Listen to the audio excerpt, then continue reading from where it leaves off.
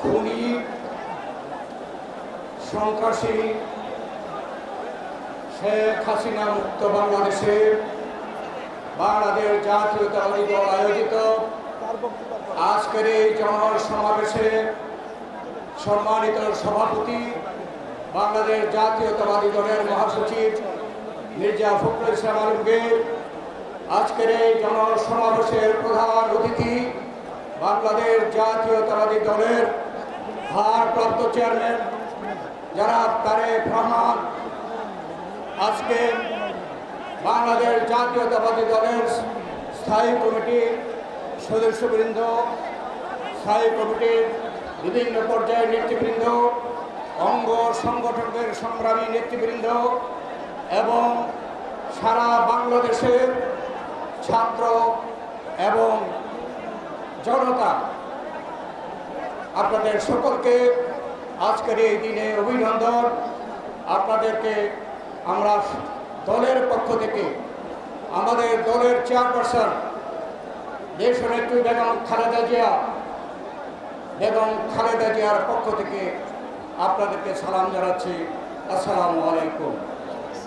আমি প্রথমে আল্লাহর কাছে শুকরিয়া আদায় করছি, বিগত কয়েক মাস এবং গত 16 বছর যাবৎ বিএনপি অঙ্গ সংগঠনের নেতৃবৃন্দ বিভিন্ন পর্যায়ে যে ত্যাগ স্বীকার করেছেন এবং রক্ত দিয়েছেন, আমি সদের সকলকে আজকে এই দিনে আমাদের দলের চেয়ারপারসন বেগম খালেদা জিয়া, ভারপ্রাপ্ত চেয়ারম্যান তারেক রহমান এবং বিএনপির পক্ষ থেকে আমরা আল্লাহর কাছে শুকরিয়া আদায় করছি যে তাদের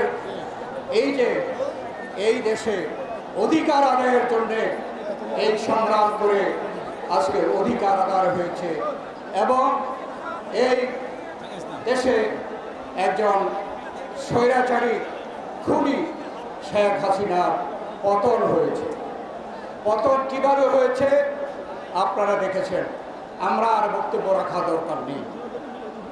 ছাত্র জনতাকে অভিনন্দন। কারাবন্দী আপনারা দেখেছেন, এই ছাত্র জনতার মধ্য থেকে কি পরিমাণ কারাবন্দী হয়েছে। আমাদের দলের স্থায়ী কমিটি থেকে শুরু করে নেতৃবৃন্দ, আমাদের অঙ্গ সংগঠনের নেতৃবৃন্দ কি পরিমাণ গ্রেপ্তার হয়েছিল। আজকে আল্লাহর কাছে শুকরিয়া, তারা আজকে মুক্ত হয়ে এসেছে, মুক্ত হচ্ছে। আপনারা জানেন, আমরা দীর্ঘদিন যাবৎ আপনারা আমাদের দেশনেত্রী বেগম খালেদা জিয়ার মুক্তির দাবি করেছেন।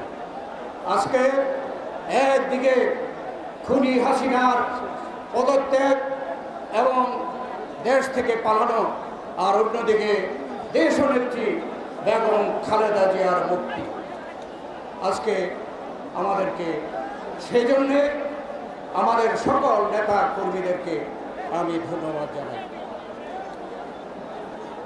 এই ইতিহাস আমাদের বাংলাদেশের স্বাধীনতার পর এই ধরনের আন্দোলন, অধিকার আদায়ের আন্দোলন, ছাত্র জনতার এবং বিএনপি অঙ্গ সংগঠন অন্যান্য নেতৃবৃন্দের, অন্যান্য দলের সমন্বয়ে যে গণ আন্দোলন হয়েছে, এটা নজিরবিহীন। ৭১ ছিল মুক্তিযুদ্ধের প্রথম যুদ্ধ, আর এই অধিকার আদায়ের জন্যে, গণতন্ত্র আদায়ের জন্যে এই আন্দোলন হচ্ছে আমাদের দ্বিতীয় যুদ্ধ, এই বাংলাদেশে মুক্ত করার জন্য। আজকে আপনারা জানেন, অন্তর্বর্তীকালীন সরকার হচ্ছে। সরকার প্রধানের কথা রাষ্ট্রপতি ঘোষণা করেছেন। আমাদের যারা ছাত্র জনতাকে